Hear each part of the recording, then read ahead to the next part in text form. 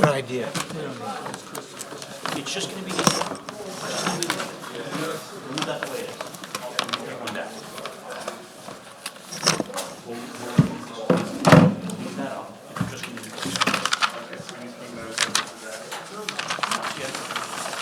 Yeah, that's all set? Yeah, okay. That's what we need to do, is just so that everybody can be seeing what's facing there. That's all we're doing.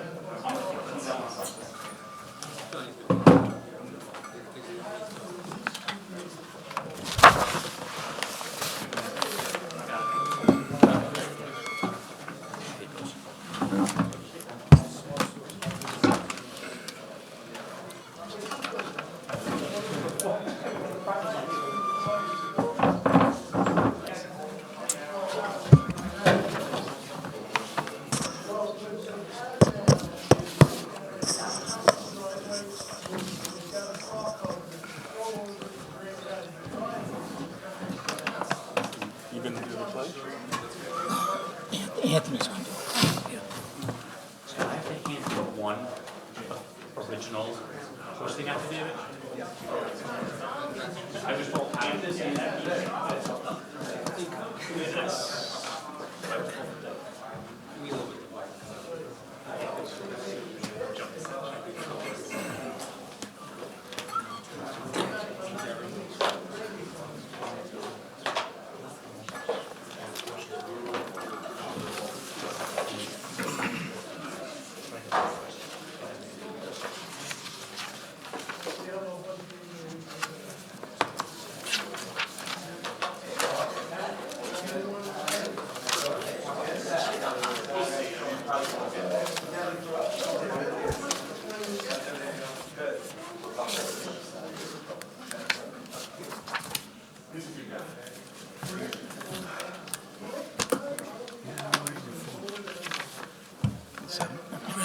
Scott, you ready? Okay, good evening, and welcome to the Planning Advisory Board meeting of March 16th, 2023. I would ask you to please stand for the pledge, led by Member DeLeonardo. I pledge allegiance to the flag of the United States of America and to the republic for which it stands, one nation, under God, indivisible, with liberty and justice for all. Okay, good evening. Mr. Byrne, please call the roll. Certainly. Chairman Stenko. Present. Member DeLeonardo. Here. Member Trevina is absent. Member Warner. Present. Member Castellane. Here. Present. Member Byrne is present. Chairman, you have a quorum. Okay. Format for the meeting this evening includes presentation from the applicant, questions and comments that the board may have, and then any interested parties may speak on the application. And I ask that anyone who speaks, please state your name and address for the record. We have one item this evening, Alpine Residential LLC, 99 Newbridge Road, Hicksville, New York, 11801. The applicant is seeking a site plan recommendation from the Planning Advisory Board in accordance with the town's site design standards. This site plan application involves the construction of a 4-story mixed-use building containing approximately 7,660 square feet of retail, restaurant, as well as 189 residential units, along with associated site improvements, including subgrade parking. The proposed use for the subject property is permitted use pursuant to Chapter 246, Table 5.2 of the Code of the Town of Oyster Bay. Mr. Byrne, do we have any correspondence on this application? Yes, Chairman. We have a memo from the Zoning Division dated May 11th, 2021, stating the subject property located at 99 Newbridge Road, 4 Duffy Avenue, and 2 through 10 Jerusalem Avenue in Hicksville, New York, 11801, has a Nassau County Land and Tax Map designation of Section 11, Block G, Lots 4, 30, and 235, and is located within the HD1 Hicksville Downtown Core Subdistrict on the town's zoning maps. We have a memo from the Department of Environmental Resources dated January 25th, 2023, recommending the adoption of a negative declaration for the purposes of seeker. We have a memo from the Code Enforcement Bureau dated May 11th, 2021, stating that there are no open code cases on the subject property. Chairman, since this memo is dated, the Planning Division contacted the Code Enforcement Bureau this week, and there is an open case for expired building permits for the subject property.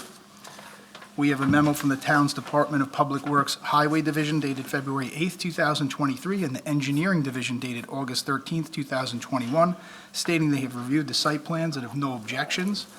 We have email correspondence from the Nassau County Department of Public Works dated December 16th, 2022, stating that pursuant to General Municipal Law 239F, they have no objection to the Town of Oyster Bay proceeding with a public meeting on the subject project. We have a letter from the New York State Department of Transportation dated July 26, 2022, stating they're in conceptual agreement with the site plans and have no objection with the town issuing a building permit for this site.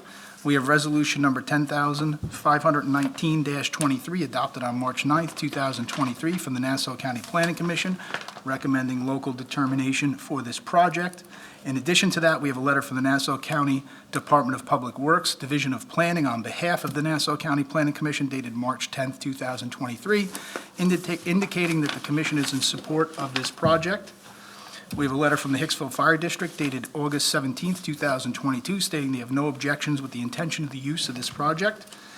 We have a memo from the Planning Division dated March 14th, 2023, stating the required parking for the subject property is 338 parking spaces, and 338 parking spaces have been provided.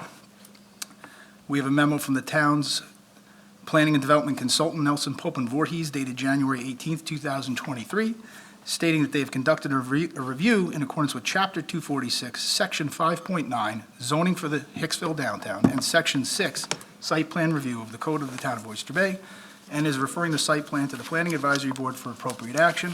And we have the affidavit of sign posting and mailing from the applicant. Okay. Thank you very much. Okay, with that, we'll entertain the applicant. Yes, thank you very much. Bram Weber from Weber Law Group at 290 Broad Hollow Road in Melville for the applicant Alpine Residential. If I may, I have a handout for the board, sorry.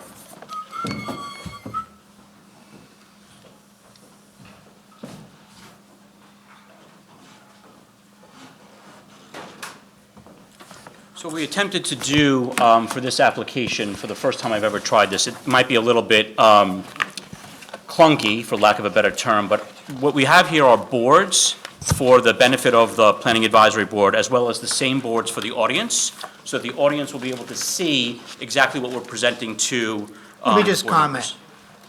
You have these two facing that way? Two of them are facing that way, yes. It's a great idea. Yeah, Go thank. ahead, go ahead. It only took me, Small thing, but that's a great idea. it only took me 20 years to figure that out. That's okay. So, That's We okay. appreciate it. Thank you. So we're trying to, and then eventually what we'll do is, as the speakers after me speak, we'll just use these two. One board will be facing you, the same exact board will be facing out to the audience. And all of the boards that the audience sees, there's no difference between this and that, other than the one slide with the existing condition pictures. But my guess is anyone from the audience already knows the condition of the property. So, thank you very much. We are beyond excited to present to you tonight this work, which is the culmination of many years of hard work by the Hicksville community, envisioning a mixed-use future for the redevelopment of blighted properties around Hicksville and the train station, the town of Oyster Bay, and its town board and staff for bringing to life the zoning necessary to make a development like this possible. The commitment and investment of Alpine Residential, and we're joined by Todd Scheffler, who's the principal of Alpine Residential, and its joint venture partner, Beachwald Residential, to make this proposed project a showpiece for turning vacant commercial buildings and a crumbling parking lot into a vibrant mixed-use residential and retail community with beautiful architecture, lush landscaping, and modern commercial space. The proposed development will add to the vibrancy of the Hicksville community, provide new and modern diverse housing options, and beautify this prominently located property, thereby enhancing the property values of the surrounding commercial and residential properties. This project is as of right and requires no variances. The proposed residential density is significantly below that which is allowed by code. The project provides all of the parking to satisfy all of the demand created by the residential units and commercial space. The project provides streetscapes, views from the street, which are so vastly improved from the current visual look of the property so as to basically be beyond my ability to describe it. And the project provides advanced green initiatives which will make it the most environmentally friendly new development in the entire town. All of this results in a $130 million investment by Alpine and Beachwald into this project and the Hicksville community, which Alpine and Beachwald intend to be a part of for a very long time. And I'll give you just a brief background on Alpine and Beachwald, which is a joint venture. Together, they own and manage 16,000 multifamily units in the Northeast, Mid-Atlantic, South, and West. They build, manage, and own their properties for the long term. Alpine recently completed luxury multifamily projects in Connecticut and New Jersey, and in 2022 won a leadership award for real estate, construction, and design in New Jersey. Alpine and Beachwald are committed to Long Island through this project in Hicksville and another one currently going through the approval process in the village of Westbury. As mentioned before, the project we are reviewing tonight is fully compliant with the town's Hicksville Downtown District zoning, which is Section 246-5.9 of the Town Code. The project does not require any variances. The plans we are presenting to you tonight were also recently presented by Alpine to the Northwest Civic Association of Hicksville and the Hicksville Community Council. And for the first time in my 20-year career, the Nassau County Planning Commission issued a letter of support for the project, which Scott had mentioned. It's part of the record, but I'm going to quote just a few lines from it because I think it really captures in the best way possible the concept of this project and the support it gets. We've gotten not only locally but also from the county. The Planning Commission says that it wants to be known that it supports the project as a prime example of transit-oriented development in which the community was heavily engaged. The proposed mixed-use project is the best of what transit-oriented development has to offer, as it revitalizes an unsightly, marginally developed, high-profile location in Hicksville's downtown that is literally steps from the Hicksville train station platform. It should be noted that the applicant has proposed a project in which the number of units is fewer than the maximum permitted under the recently adopted Hicksville Downtown Zoning District. Proposing a project with less than the maximum permitted density is generally viewed favorably by all involved parties, including the Planning Commission. And finally, this is a landmark project for the town, as it represents the first of its kind under the town's downtown development zoning that encourages redevelopment of derelict and underutilized properties in Hicksville's downtown that capitalizes on their proximity to the train station. Such a project can spur further development in the area under the HD zoning district guidelines that will create a more visually pleasing, economically vibrant, and pedestrian-friendly environment in an area where the dominant feature is deteriorating surface parking lots. This project will include landscaping, open courtyards, and streetscape improvements, among other amenities, and that's the letter dated March 10th from the Planning Commission. So after a multi-year, thorough town planning environmental review process led by both town staff and the town's independent third-party consultants for planning and environmental review, Nelson Pope and Voorhees, as well as independent third-party traffic and parking review by L.K. McLean Associates, we're proud to present this project to the Planning Advisory Board, and we respectfully request consideration of its approval.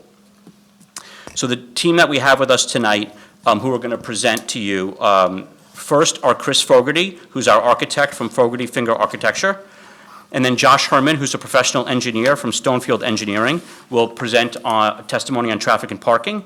And then Ken Smith, who's our landscape architect, will speak about the unique landscaping being proposed for this project. We also have Dale Koch, who's a professional engineer from Bowler Engineering, who's the civil engineer. He won't be presenting affirmative testimony, but he's available for any questions. So we have basically every professional who's worked on the project here to be able to answer any questions that come up. Okay, great. Thank you. Okay. Hello, everybody. Thank you. My name's Chris Fogarty. I have a practice called Fogarty Finger. I'm very happy to see the UK flag up behind you as well as the American flag. So, thank you. And I'd like to say thank you also to whoever put together your new zoning. They did a great job. It was very easy to understand. The Oyster Bay departments were really helpful all the way through this and made this a really easy process to navigate and understand. Well, you can give the town board I'll thank them credit too. for them. I'll thank them too. I'm going to start. Let me just put this one back down.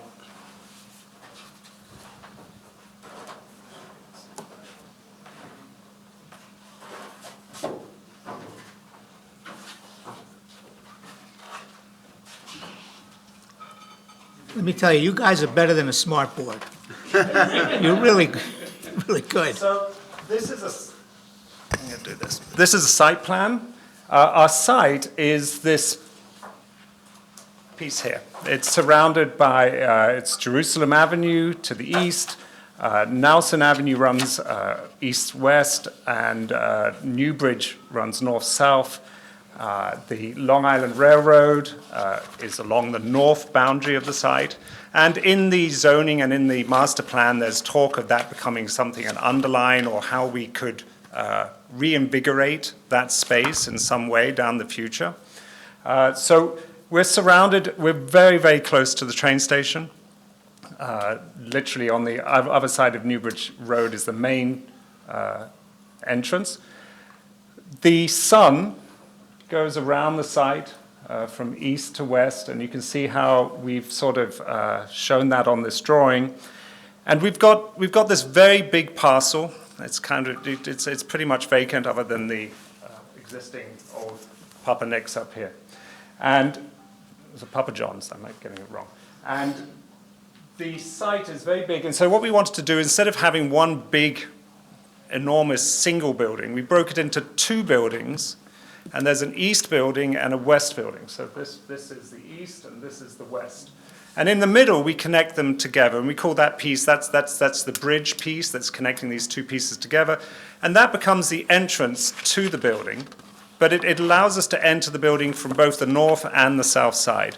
And it's important to us to enter from the north because we think many, many, many of the tenants will be coming from the train station directly. And you can see on our plan here where that arrow is, that the stairs to the train are just by the taxi rank there. And people can come straight off and come back into this. It's not really a back door, it's a back front door. And then there's another door here onto Nelson. And in the zoning, there was a lot of thought about how Nelson could be developed, and it's obviously south-facing when you see the sun there. And so we have retail wrapping all the way along Nelson, and then the sidewalks are widened so that we can have space for people to hang out and cafe tables in the summer if needed, to be along that whole face. And we imagine that being a very active part of the street and continuing the retail all the way along there.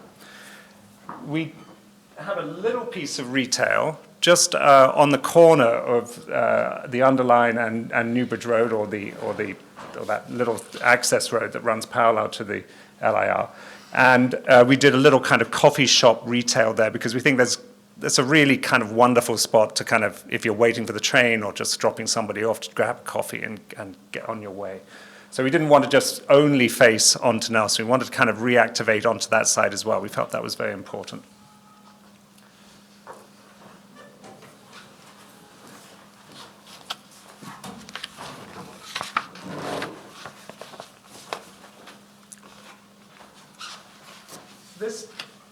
This board shows a little bit of our strategy about how do you start a design, where do you begin with an idea that's going to kind of be important and work with Hicksville. And so we wanted to kind of look at some of the things that North Shore, South Shore, Hicksville's kind of right in the middle. And there's different languages of architecture on Long Island, many, many different types. And a couple of the more, some of the older towns like Oyster Bay, you have some red brick older buildings. You've got a lot of clapboard as well. Some of the more official buildings like your town hall, a red brick building.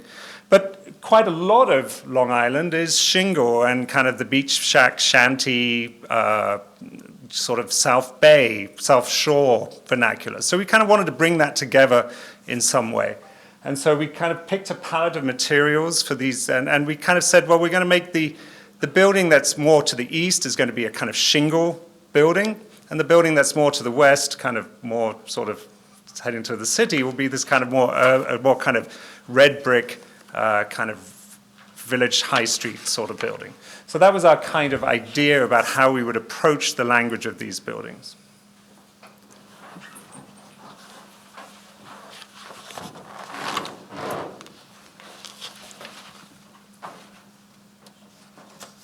This is a complicated drawing to look at, and I don't expect you to be able to see anything on it in much detail. But the colors sort of give you an idea of what's going on. There's restaurant, retail. We've designed have the retail to have the potential to be restaurants, designed the parking to accommodate restaurants. We've got some activated fitness and amenities that are happening for the building on the street, and we've got another big piece of retail here. We have that little piece of retail there, and then we have apartments on the first floor, but we raise them up. They're raised up like 3 feet of the sidewalk, so when you're walking down the sidewalk, you're not looking into people's windows. So they're just raised up a little bit there. And then we have parking entrance off Duffy, which goes down to 2 cellar levels where we have parking, and I probably have the number somewhere, but a lot of it, 338 spaces down there. And then we have a loading dock as well, so that the trash and anything coming in and out of the building is taken not on the street, but taken off the street and put in the loading dock. So that's all happening on that little piece next to Duffy there. You can see, and Ken will talk a little bit later, there's a lot of thought about how landscape and how we create these internal courtyards or how we deal with streetscape. A lot of time Ken spent thinking about that, so he'll touch on that in a little bit.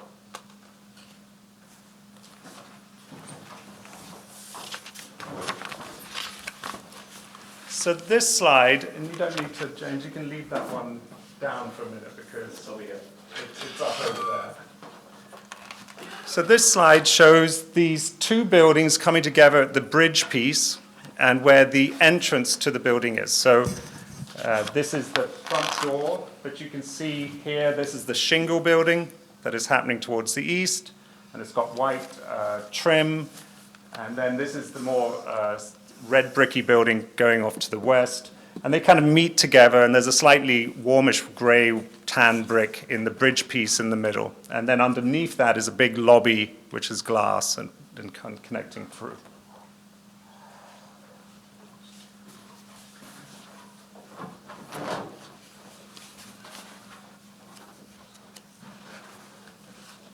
And then this is just looking a little bit more closely in detail, and you can see how we've created a little urban plaza there where the retail, which we hope is going to be restaurants, I think that's what they've got in mind, can spill out and not even go onto the sidewalk. It will be on the owner's land. But a lot of thought and time has been spent thinking about how the storefronts work. There's cast stone, and many details to make that, and they're all varied as well with awnings to make it as vibrant as a lot of landscape.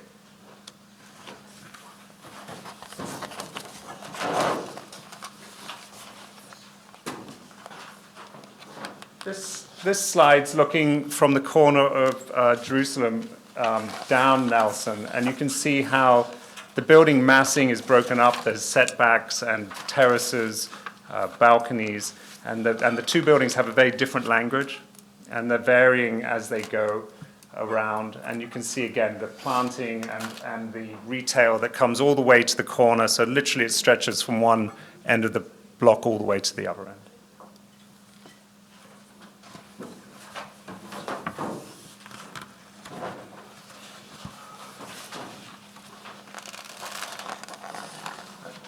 And then this courtyard view, this is the view coming, when you come across from the taxi, you come down the stairs from the platform, you come past the taxi rank, and you come in, and this will be the kind of back door, but it's not really a back door because I don't know who's going to use which one more.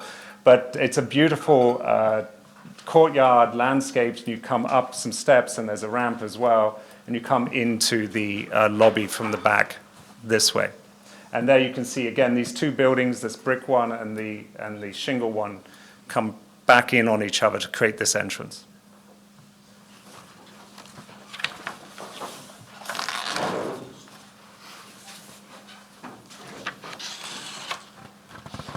And then finally, this is really the most kind of little kind of detail. This is that little coffee shop that's on the Newbridge side, and and then red brick, and then just setting back. And you can see the setback that's happening along the street there, and terraces, and again, awnings, and even along the that little access road, it's getting a new sidewalk redone, new lamp posts, and in fact, that whole that'll become a really lovely little way to kind of come into the building.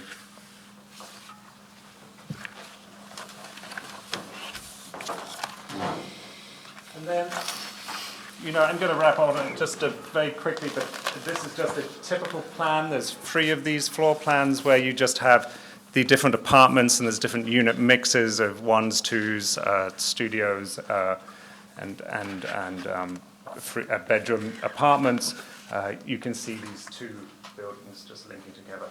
And that I'm going to stop there, I think. I don't need to go any further, right? And I'm sure, I don't know if you are they doing questions at the end, or how do you want to do it? I think let's just continue. Okay, perfect. Thank you.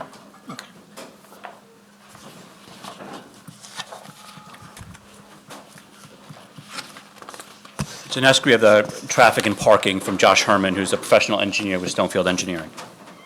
Just the condition.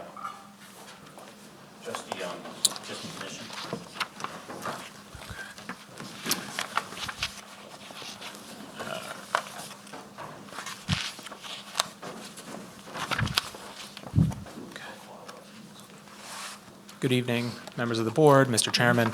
My name is Josh Herman, spelled Herman. I'm a professional engineer and a traffic engineer with Stonefield Engineering, located at 584 Broadway, Suite 310, New York, New York. So I'm excited to be here to talk to you about the traffic and parking aspects of this project. The project, as you can see on this, as you can see on the boards here, it's located in a very transit-rich area. There is an abundance of shopping and restaurant opportunities in the area. And consistent with the Downtown Revitalization Initiative, this project brings a place for people to live and work near transit, near shopping opportunities, near restaurant opportunities.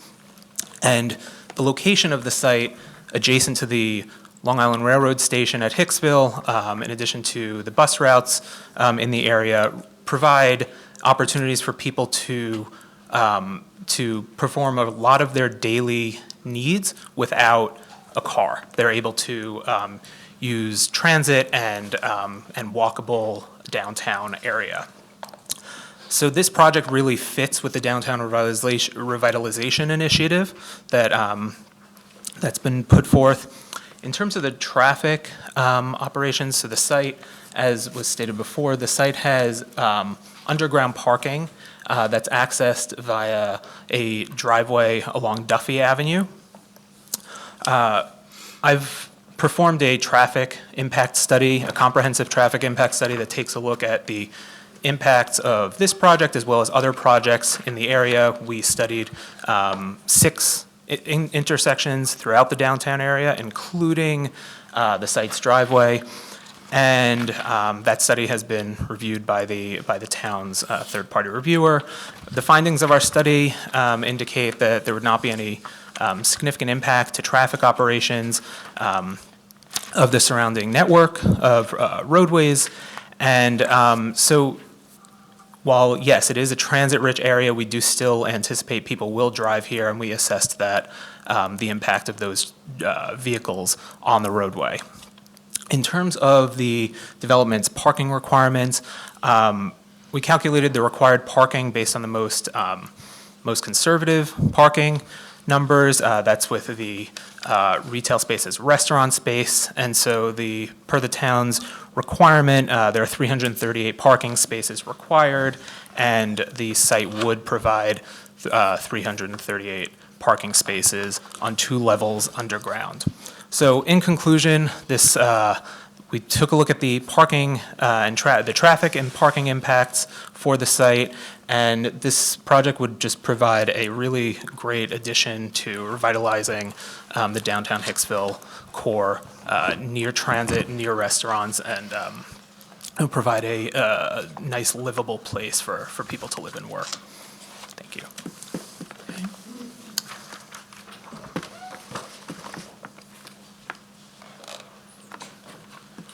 And our final presenter for the testimony is Ken Smith, who's our landscape architect, who will describe the landscape program for the property.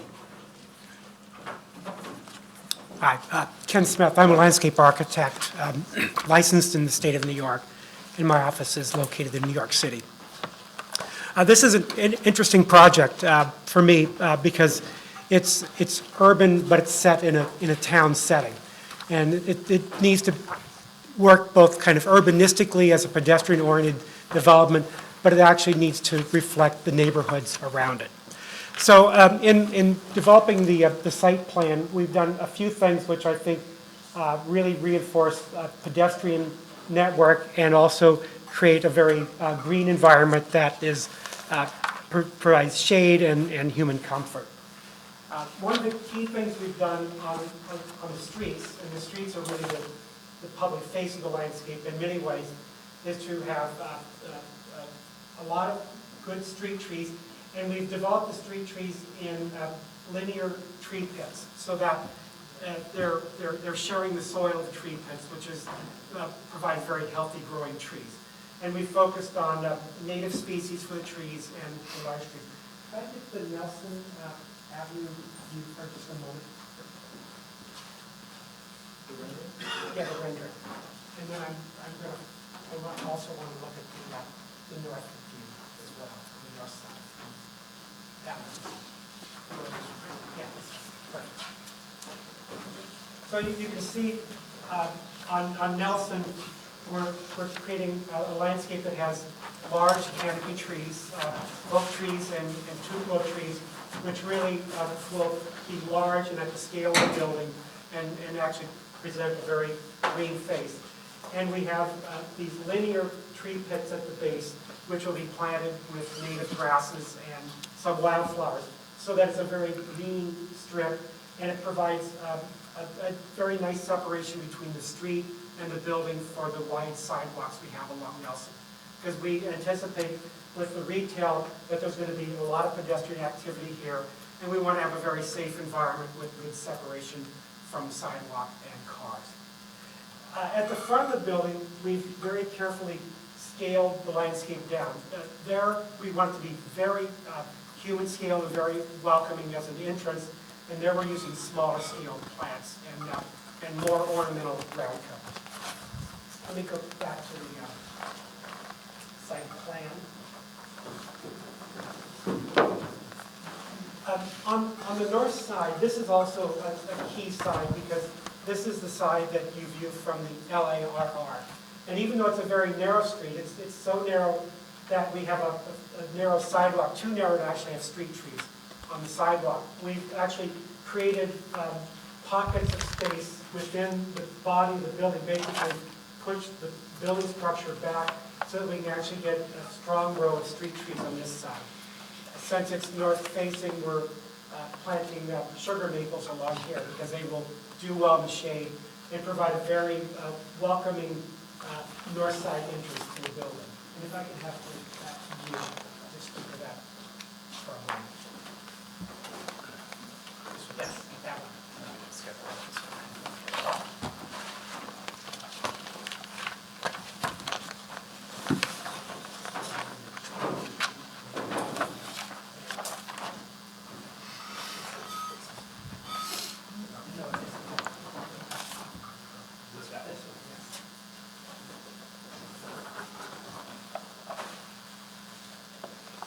And while this is the site facing the train station, it's really important because of the level of activity and usership of the train station that this also be a really welcoming face to the building. So on this site, we have the large maple trees, and then we also have very ornamental plantings along that side, so that it has a good face on all sides.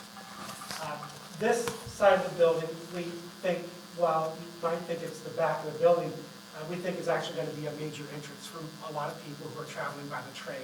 And so we've created a courtyard that's very open to the public, it's visible to the public, but it's also an entryway for people who will live here.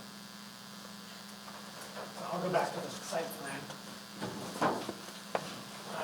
So that's this space that has this great view in. And this courtyard is a garden courtyard for people to pass through on their way to the lobby of the building. And on the Nelson side, the courtyard with the smaller scale trees and special paving that has multi-scale and multi-colors of tone to it, has a lay-by, and it's a smaller, more inviting space to enter the lobby of the building. So both of these courtyards are very important in terms of the experience of people who live here and visit here. There are two other courtyards. There's the courtyard to the west, which on Chris's view with the sunshine, this courtyard will get a little bit more sunshine than the other courtyards. And so there's a small swimming pool and a pool deck here. And because with the apartment mix, we expect that there will be children, but probably mostly young children. We sort of assume that as people have more children, the children grow, they will probably move somewhere else with bigger places. But we do expect that there'll be some younger children here, so there's a small children's play area for that. And then the east courtyard is just for a viewing courtyard. This is a fairly shady spot on the site. And then I can talk about the material bits. I'll wrap this up quickly, guys.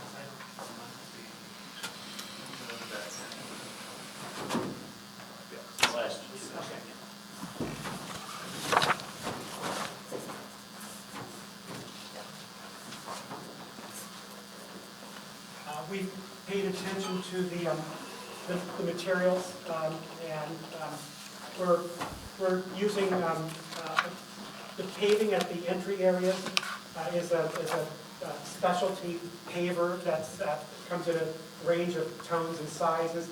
And then in the courtyards, we also have pavers that come in a range of colors and sizes, so that there's not a monolithic quality. There's a variety to it. We're building in long built-in seating in the courtyard, and also in the public space out front. There's a long seat, and there's also seating in the child's play. And then we also have a number of furniture, lounge chairs and chaise lounges for the pool. On the streetscape, we have benches with backs at our linear tree pits around the site, so there's a place for the public to sit.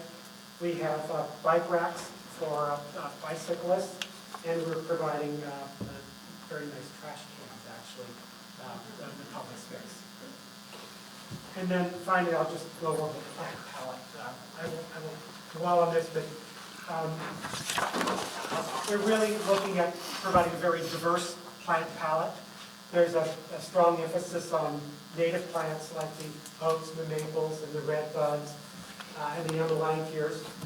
But we're also really focused on having enough evergreen plants so that it looks good year-round, and a lot of ornamental plants so that it's seasonally, beautiful all the time.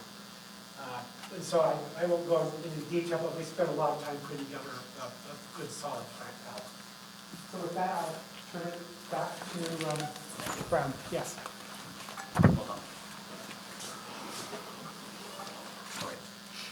That's where the $130 million goes to, decorative garbage cans.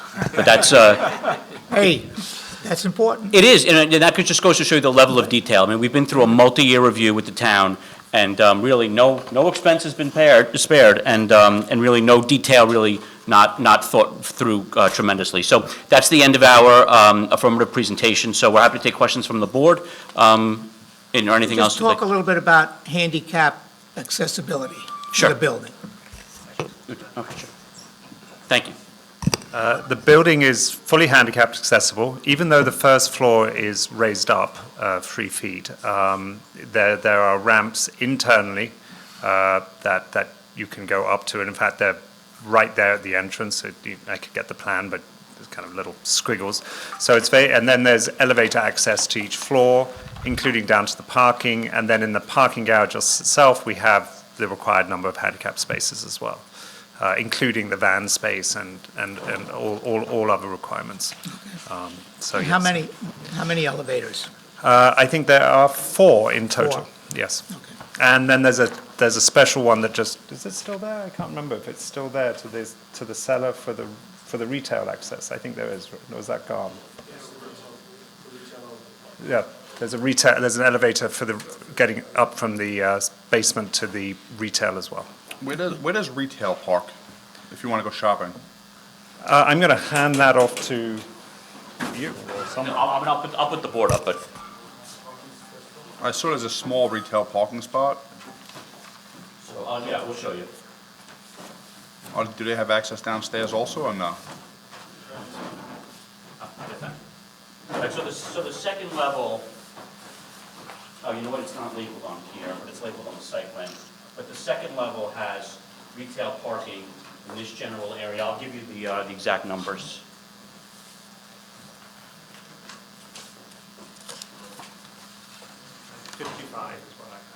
Yeah, 55 parking spaces for the retail, which is parked at 90% restaurants. So that's what the town wanted. The town wanted the preponderance of the retail to be parked for restaurants. To the extent that actually becomes retail and not restaurant, the parking requirement would actually reduce. But they wanted, and there is an ability to actually make it 100% restaurants based on seat counts in the restaurants themselves. But yeah, so the parking in this, I think it's in this general area, is where the retail parking is. Okay. So you have to park downstairs? Correct. There's no street parking? Okay. There's no street parking. Everything, it's 2 levels of Right. parking, so all 338 spaces are below ground. What about EV parking? So there is a plan for electric vehicle charging stations and parking. That's, something that's being involved. We've had discussions with the fire department about how best to plan it. But it is a plan we do anticipate as the requirements become more and more significant for electric vehicles, that this will, people will want to have electric vehicles in this location. But we're going to spend a lot of time working with the fire department to make sure it's planned the right way. And we've already started those discussions. Okay, so there will be EV parking? Yes. Since we're on the parking, where would guests coming to visit the residents of the building park? So each one, I'm going to speak to that, yeah. So underground, there would be enough parking to accommodate the residential and the retail, so guests would be able to park underground as well in the garage. Okay. And also, are the units assigned a parking space? Do they have private parking, are they assigned a parking space, or is it just first come, first serve? Yeah, so the parking for the residential will be reserved for residents. Reserve, that's what I was Yes. looking for. Okay, so they will be reserved. Yeah. And at what rate? 1 per unit, or depending on the size of the unit? So it depends on the size of the unit. So based on, the parking requirement is based on a sliding scale based on the size of the Right, unit. yeah, I know that, yeah, because some of it's like 1.5, and then other ones, Right. go up from there. So, Even as an example, I'm sorry. Yeah.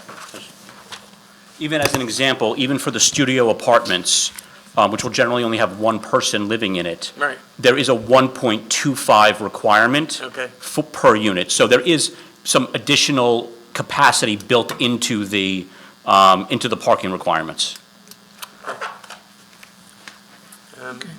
Also, I'm away from parking now. What sort of amenities does the building provide for the residents?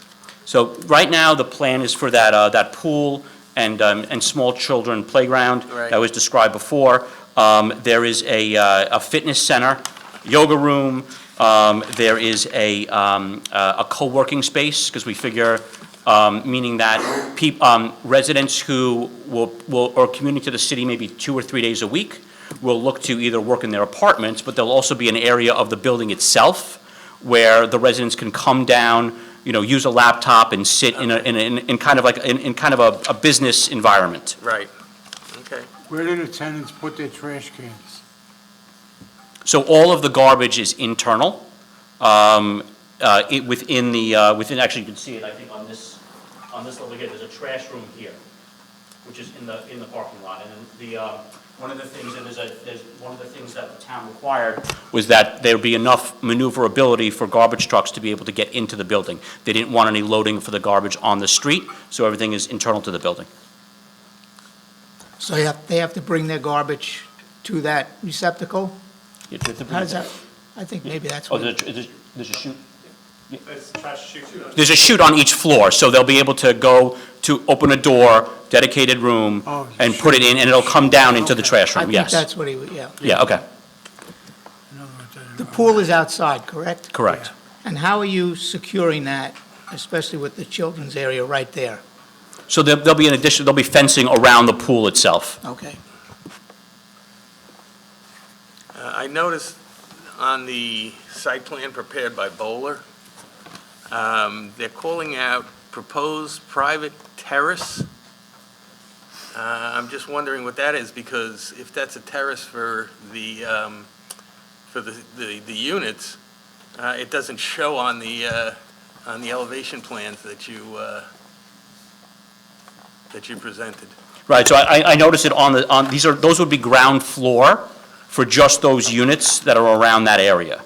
So, okay, so it's only on the first floor then? Correct. Okay.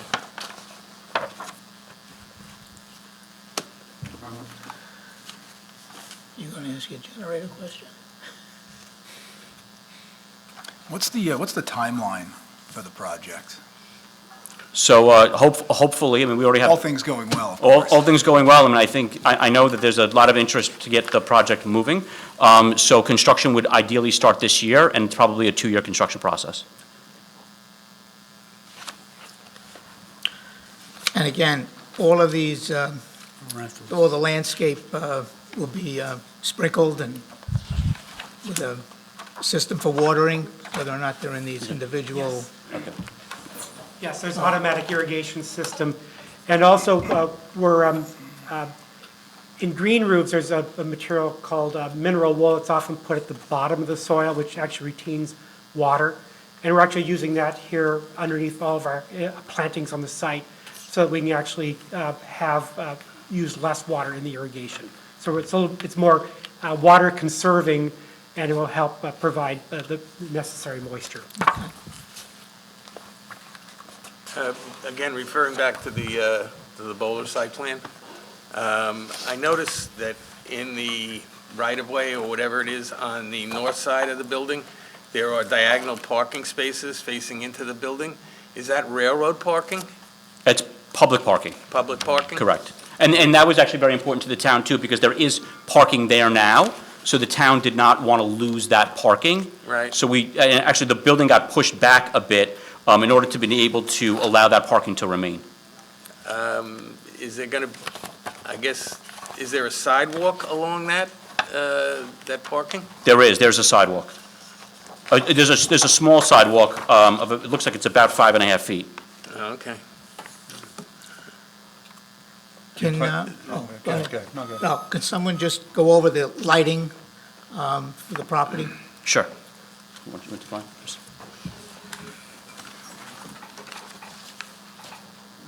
Yes, just, we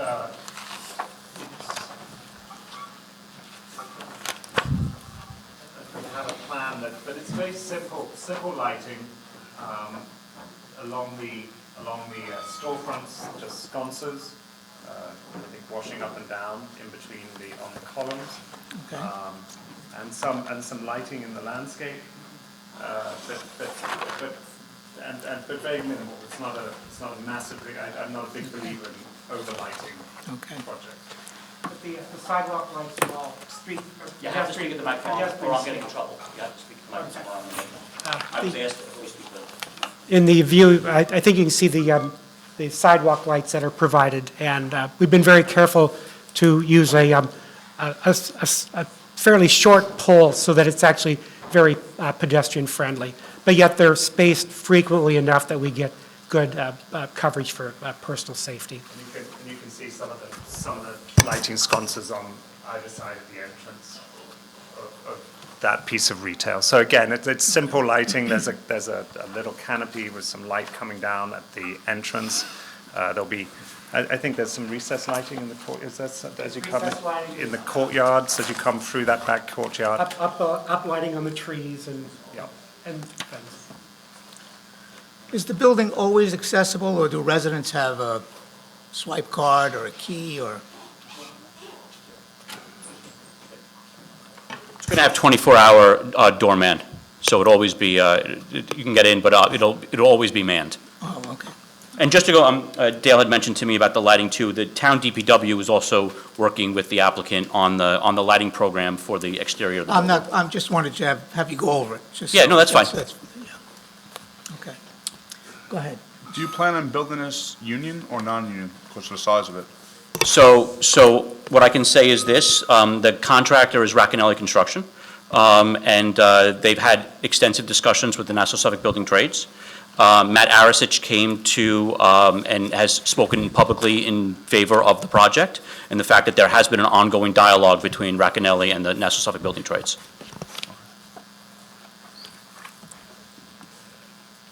Anybody else up here? Is there a drop-off or pickup area for an Uber or taxis? I see there's a little cut-in along Nelson Avenue. There's like 4 parking spots out front. Yeah. So we're hoping to have that exact, we won't talk about the exact location, but it is something that we'd like to have a plan there. And obviously, that's not only good for the building itself, it's also good for the entire area and any of the other businesses around it. Yeah, so there is that cut that you mentioned along Nelson for Ubers and pickups and drop-offs, and that also lends itself to, less car ownership and more, transit using, because you can use Ubers and other ride shares that will drop off there. Is Nelson Avenue, that's just 2 lanes? Yeah, there's 1 lane in each direction there. Yes. You going to provide any signage to that effect for the drop-off pickup zone? We would work with the town Striping? if there's signage required. Okay. We can provide signage. Do you have like a room for packages with all these apartments? Is there gonna be a special, because I know Amazon will probably be going crazy in this place. Very, very large Yeah, package room. They alright. become probably the most important They rooms in don't these go door to door, buildings. they just drop off. They drop off, and then there'll be a system. There's also a very big mailroom for all the Yeah, stuff you don't yeah. want to get. That's a whole route. That building is a whole route.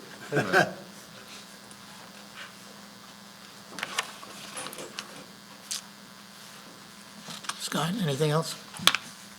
With the kids' play area, how many school-age children do you anticipate?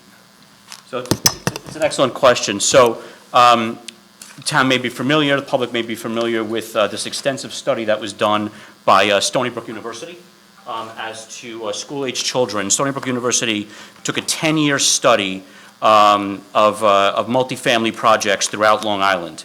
And ultimately, they studied 14 projects over 10 years, which is about 3,928 units. And they came up with a factor of 0.09 school-age children per unit. So that would equate here to about 17 students. And we're finally at the point now in Long Island where we actually have this data, we can point to it and say these are actually the results after we've studied, basically 4,000 multifamily units throughout the island. 4,000, multifamily units in 14 projects. Do you have the unit breakdown in studios, 1s, 2s? Sure. I can give you that. So the breakdowns are studios, there'll be 14, 51 one-bedrooms, 25 1.5 bedrooms, and a half bedroom would be probably for a home office, 68 two-bedrooms, 22 1/2 bedrooms, and 11 three-bedrooms.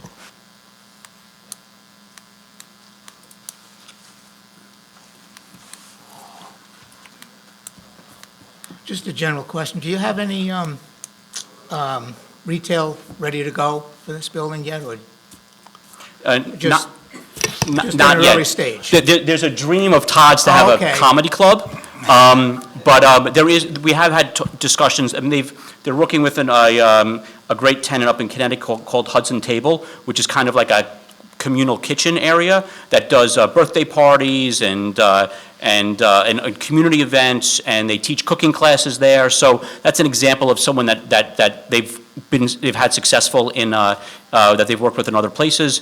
They do expect, as we talked about, a local coffee shop to be on that corner by the train station. And the town's really looking for there to be some new restaurants to come here, so that's really what the plan is. So that they have spent a considerable amount of time trying to see what would be the right fit. Okay, all right, good. And I noticed that on one of the plans, there was a roof area. Yes, there's a roof area, it's just a lounge area, basically, some seating area, lounge chairs, maybe places where people can go and get a tan.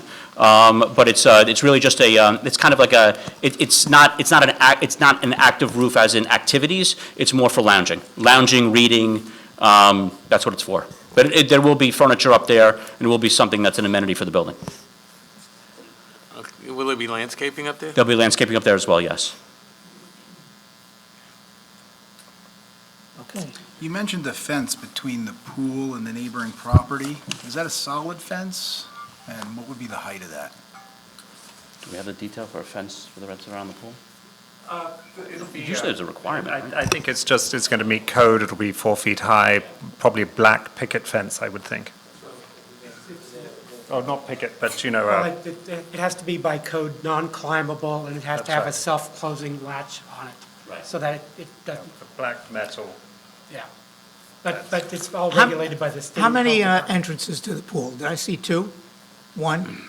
There's one. One. There's an egress, an emergency egress in addition to the one, but the one is the major And connection. what about a lifeguard? You going to have that patrolled by lifeguards, or how are you going to work that? Depends what the town. If you can find a lifeguard, first of all. Yeah, we understand that too. If that's something that's required, then that would be something that they would do, absolutely. Okay. On the southwest corner of the building, there's 2 exits leading out to the south. Just looking at the different plans, I just want to make sure that those exits are leading onto the subject property. There's an easement there on the Bowler plan, and it almost looks like the property line cuts right at the building. Which plan are you looking at? So if you look at the ground floor plan on the handout you provided, Okay.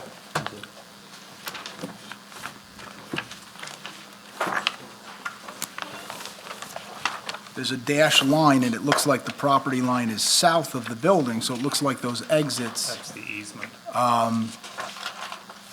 it looks like they pour out onto the subject property, but when you look at the Bowler plan, it looks like the property line is cut right at the building, and someone leaving that That's an exit. easement that's shared between both the office building to the south and our Okay, so it property. is shared, Yeah, and they couldn't that's put a right. fence up, okay.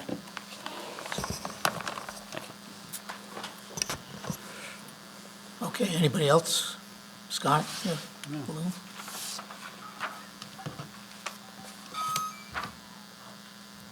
Anything?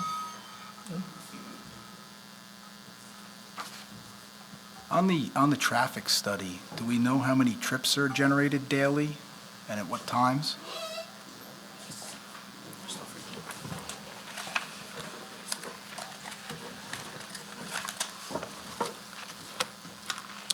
Yeah, so the highest trip generating hour we're anticipating to be on a Saturday, and so that's a total of 85 trips. That's a total of in and out during that hour. Is the corner of Duffy and Newbridge and Jerusalem and Nelson, are those signalized intersections? Those are signalized intersections that were taken into account in our traffic study. Okay.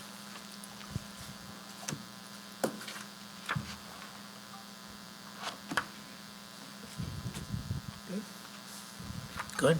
Lou? Yeah. Thank you. Thank you. Anything you want to say in closing, or? No. No, okay. Thank you very much. All right. Mr. Burris?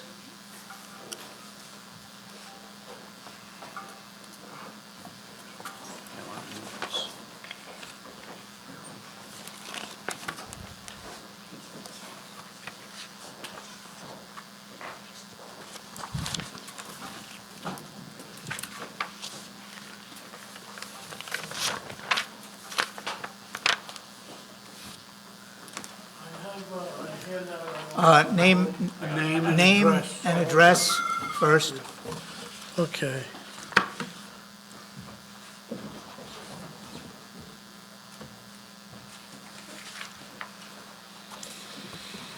Good evening, members of the board. My name is Joel Burris. I am a member of the Nassau County Bus Transit Committee since being appointed in 2014. This committee oversees the county-owned NICE bus system operated under contract by Transdev. I would like to discuss concerns of the potential interruption of bus service surrounding the construction of the 99 New Bridge project by Alpine. The Hicksville Railroad Station has the second highest volume of bus routes in the NICE system, only behind the Rosa Parks Terminal in Hempstead. Directly in front of the Alpine property along northbound direction of New Bridge Road is a bus shelter and originating bus stops for several routes. Buses stacked there waiting to begin their runs. There are also a considerable number of riders that transfer between routes or the Long Island Railroad. On the opposite side of the property along southbound Jerusalem Avenue are final stops where some of the routes terminate. Buses then circle around through the neighborhood to line up to begin their next runs along New Bridge Road. I have had separate discussions with NICE CEO Jack Jesus and legislator Rose Walker about this issue. I raised concerns that there is a possibility that during the construction, bus stops may need to be relocated temporarily for safety reasons. The riding public would need to have information regarding any changes. Therefore, I propose that a covenant be placed upon the project to furnish an overall construction schedule to NICE Bus and our committee. There should also be updates 2 weeks prior to actual work, allowing for any alterations in the bus service and public notice as needed to minimize the inconvenience for riders. Unfortunately, Transdev's history has been reactive rather than proactive during these types of situations. However, the potential magnitude of this project needs these requirements be placed on the developer, which will in turn place responsibility upon Transdev to properly publicize any service changes to riders in a timely fashion. This is not a matter to be trivialized. The potential of riders having difficulty getting to a job, doctor appointment, or any reason for using the bus service should be prevented in the planning of this project that seems very beneficial overall. Thank you for your attention in this matter, and just on a couple of sidebar comments, there have been quite a few mentions about this being almost a transit hub without using those words during the presentation, and saying that there is so much transportation here, but not one person mentioned a bus. And that concerned me. And now, I did make the applicant aware of this at both meetings that they said they came to in Hicksville. I'm here today on behalf of the bus committee, not on behalf of my Hicksville organizations, but I have discussed this with the attorney for the bus committee, and like I said, the CEO of Transdev and our local legislator who's putting a watchful eye on it. The project is very good. I've been a part of working on these things for many, many years now, and I don't disagree with the project, but I think this element is a very important one that has to be added to the project requirements, because this can cause people that are not from the neighborhood that do these transfer between the transportation issues a problem, and it would cause a problem to the construction, to the people that will eventually look to be moving in there, seeing a lot of silly activity and stuff like that. And I know that it was asked about the signalized intersections. Yes, they are. The DOT in recent years has added 2 traffic lights south of this area on New Bridge Road. Unfortunately, one of them we think was overkill. The one at West Marie Street was very necessary. The one at West Nikolai creates traffic jams there. So It's just a lot to be considered. This is a great project, like I said, and the buses need to be heated as far as how they would operate and function in with the construction phases. So I thank you again. Thank you. Thank you. Who would like to speak on this? Would you? Basically, you want to be notified of any disruption in bus scheduling. Right, and that way we can make Transdev do their responsibility and due diligence. Can you explain, and I don't know it either, what is Transdev? Transdev is the contracting organization that operates Nice Bus for the county. Thank you. Okay. That's why there's our committee to oversee them, appointed by the county executive's office. Okay. Sure. So, yeah, the applicant is aware of this issue, and the town also specifically mentioned it. So there absolutely will be coordination with NICE as to the relocation of any bus shelters during construction. The applicant is willing to share the construction schedule and obviously keep the committee, as well as the civic associations that it met with, notified, which I'm saying on the record, throughout the construction process. So if I could say one thing about the applicant here, and I think Scott, who's had a lot of interaction with them throughout this process, I mean, they've done basically everything the town's asked them all the way through. So this we know is important to the town, we know it's important to the county, and we'll make sure that it gets handled appropriately. Mr. Burris, how do you want to be notified? You want to be notified personally? Well, You want to take that responsibility? I'll take the responsibility. How do you want to be notified so not now, you want to talk to them and let them know? I've already had somebody from Jack Cahooz's office reach out to them, Okay. but the problem is we need to know about it to make sure they do what they're supposed to. Okay. James. So you coordinate that with them, Okay. okay? And I'm sure they'll give you what you need to know, We are because, meeting next Thursday that's a night, very- so I will be able to bring that to the forefront. yes, and that's an important point you bring up. Absolutely. We agree. Thank you. And your point of contact, James McCabe will be your point of contact, who I think you already know. Yes. Yep. You know what those are doing? Yes. Oh, in the back, and then you're next.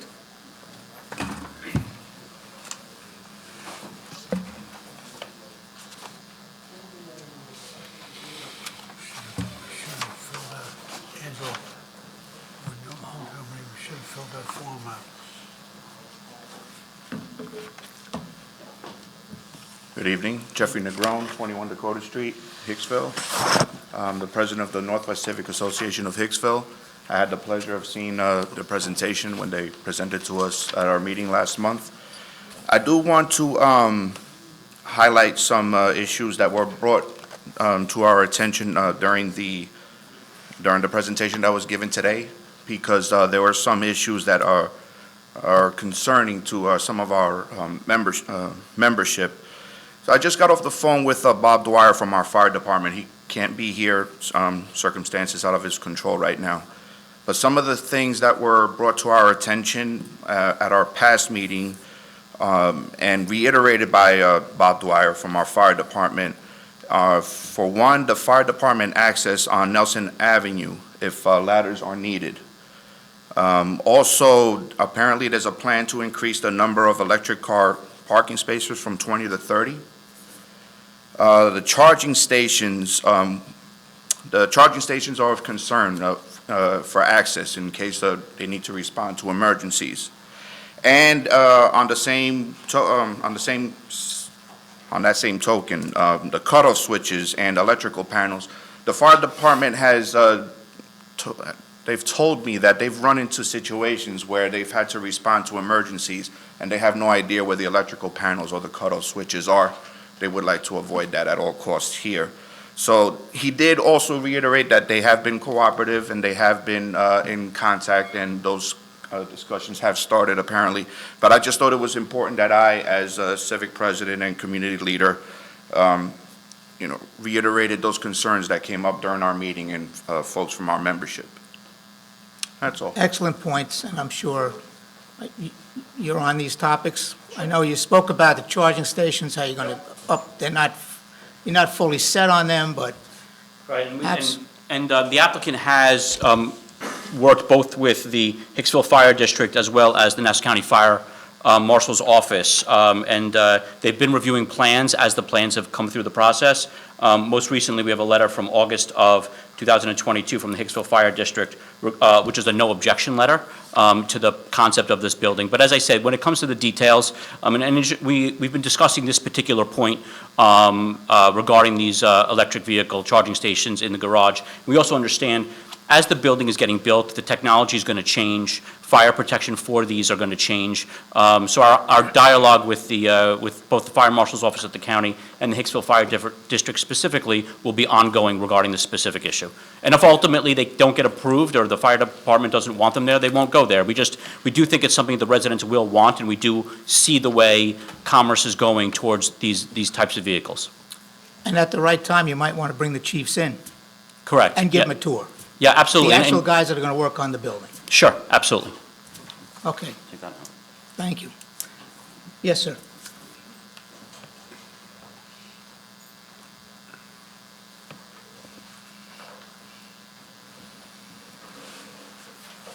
Good evening, Chairman Stanko and the rest of the members of the board.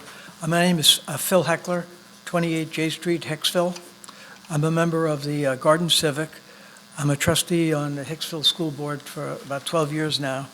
I've been a member of the Downtown Revitalization for about 13 years, maybe 14 years, and on the state DRI that ran to help get the $10 million grant.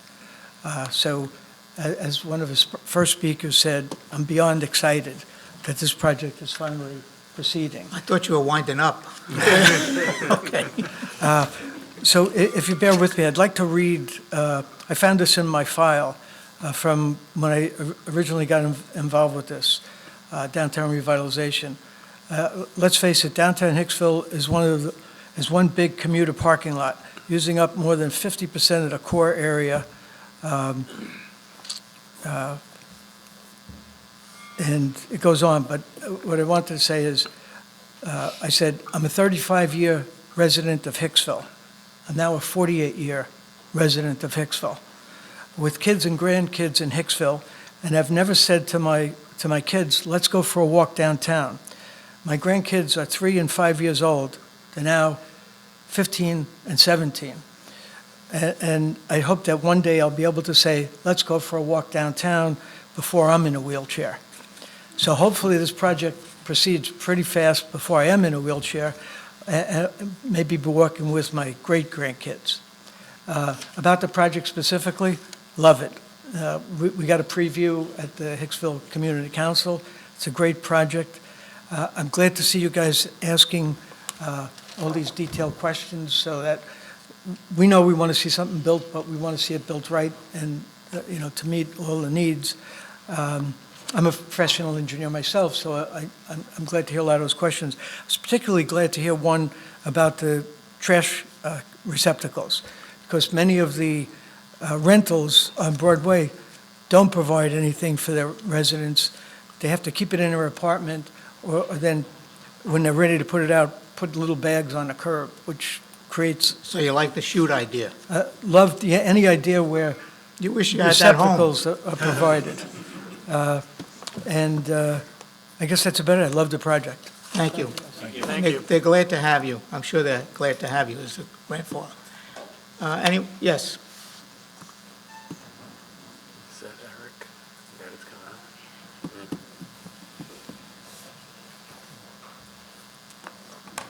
up. Hey, members of the board, Eric Alexander.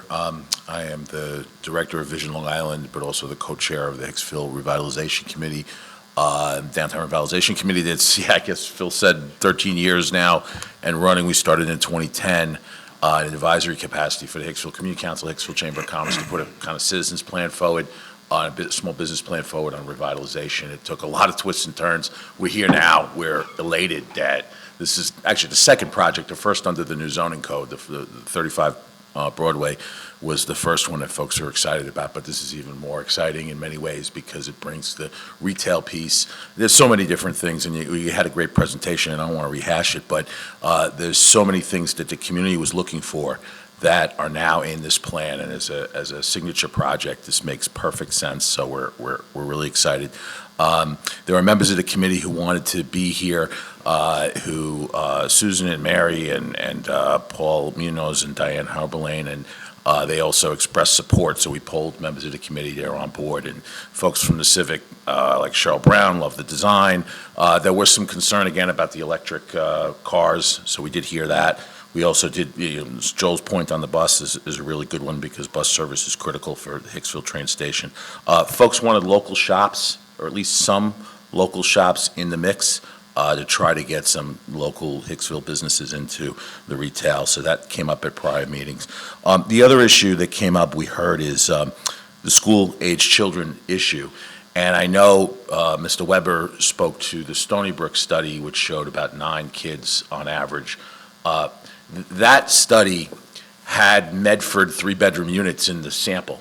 So that's an outlier, which produces more kids. This unit mix would more be in line with a survey we did, which had of 12 transit-oriented development projects of 100 units or more, and that average is 3 kids per 100 units. So I think the number would even be lower, though maybe that pool will excite some of the folks to have the kids in there. It's okay. These are all tax positive, no matter how you slice it, for local school districts and local communities. So again, the economics of this works. So, this developer's new to Long Island. We're getting to know them, but they've got a great track record beyond Long Island. So, we had the opportunity to sit down with them, and that was really positive. So last 2 points I just want to make, I know I've gone on a little bit, is this plan, thankfully, has nothing to do with strange mandates from Albany or any kind of, forced zoning.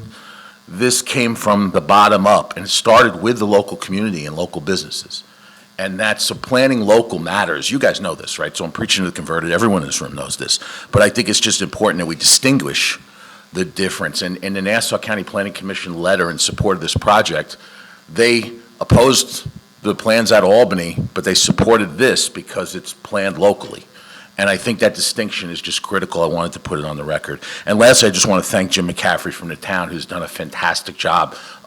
Maybe he's been tormented these guys to kind of make all the changes and blah, blah, blah, but he's been a great steward and kind of pushing and a messenger from what the revitalization committee and the community folks were looking for to what, the new development projects are. And just to say, it's not just a revitalization committee. Each year, what is it, Phil, we're out, and you guys are out at the street fairs, talking to real residents, real people, and verifying that the vision that came out, is valid each year. So we get it's when like 95% of the people want these changes. So you've got tons of support for this. So I just want to say thank you to all involved. Did you like wait a minute. Did you like the pre-meetings they had with you? Yeah, I thought the meetings were great. The responses were very positive. There were questions. And, it was Northwest Civics meeting, Hicksville Community Council's meeting. It wasn't the Downtown Revitalization Committee's meeting, but I think they can speak for themselves. But I think all the questions were answered. In a time of chaos over development, this project really answered the questions right. There was not any kind of strange hostile tones. It was really respect all around. And that's the way you want to see things done, at least how emotionally healthy professional people want to see things done. So, Good to hear. Yeah, well done. Anyone else wish to speak on the application? Anybody hiding behind that sign? No. Want to close, or? No, that's, I think everyone. In other words, said. you got all the points that were made tonight. I took all the notes. A lot of good, but you got some points. I took all the Go ahead. notes. Go ahead. Mr. Weber, do you have any idea on the date that people might be taking residence, or, moving Which in? it's going to, hopefully, we're ideally that would be able to start construction sometime this spring or summer, and it's probably about 2 years. Okay. 26, 26 what? 2026. Okay, okay? All right, if there's no one else that wishes to speak, I'll entertain a motion on the application. You wanna make it, Scott? A second. I'll make a motion that, based upon the testimony that we heard tonight and the plans that are in front of us, that this board approve the site plan. Second? Second. Okay. Castellane? Okay. Call the roll. Okay, on the motion by Member Warner, seconded by Member Castellane. Chairman Stanko. Aye. Member Di Leonardo. Aye. Member Warner. Aye. Member Castellane. Aye. Member Byrne is aye. Chairman, the motion passes. Thank you. Thank you. And thank you for a great, and I wasn't kidding about the signs. It's a great idea. No, Instead I'm of happy, I'm flipping, happy it worked. turning, I'm happy it worked. You did a I've great never done it job. before, but this time I thought it was important because we had a lot that we wanted everybody to see. And So- also the team of the town of Oyster Bay, I think this is our first project like this. Yeah. So, Yep. thank you to all. Thank And you. with that, I'll entertain a motion to adjourn. Motion. So moved? Second. Okay. All in favor? Aye. Aye. Aye. Very good. Which one, top one? Oh, this goes side to side.